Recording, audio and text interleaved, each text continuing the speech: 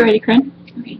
My name is Koren Hardy. This is public speaking, and this is my day I was on speech.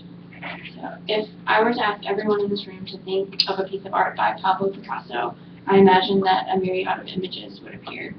This is due to Picasso's illustrious career that was based off his tendency to experiment and innovate. In fact, during his career, he was famous for switching artistic styles. The two most prominent of which I'd like to talk with you about today, which were his Cubist period and his Surrealist period. And while I'm not an art history expert, I do know enough about art to appreciate it, which is why I was flattered to discover that Picasso and I share a birthday, October 25th, give or take 100 or so years. Regardless of my personal connection, Picasso is inarguably a wonderful artist.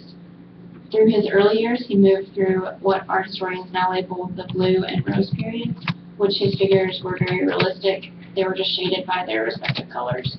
However, in 1907, Picasso broke and co-founded the Cubist movement, the precursor of which was his painting Les Demoiselles d'Avignon.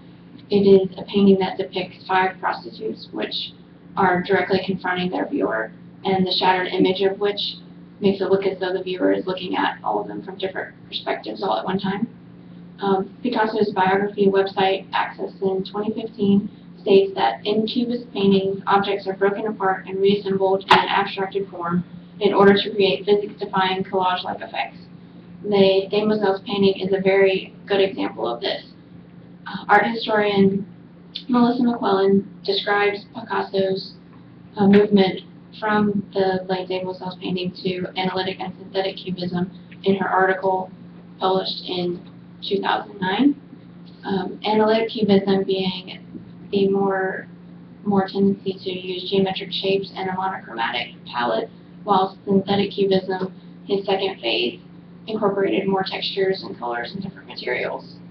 Cubism enthralled the art world. Despite this fact, Picasso changed styles once again and switched to the Surrealist movement, which was actually inspired by his own Cubist movement.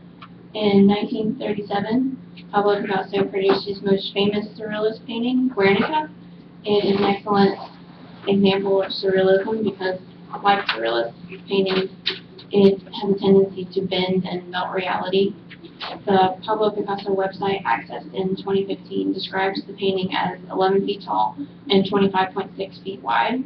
This massive canvas has body parts and animals and faces contorted in paint spread across the canvas, marking it as a definite example of Surrealism. It is apparent from Picasso's tendency to switch artistic styles and reinvent himself that he was an excellent artist, and the Cubist and Surrealist movements of his made this clear.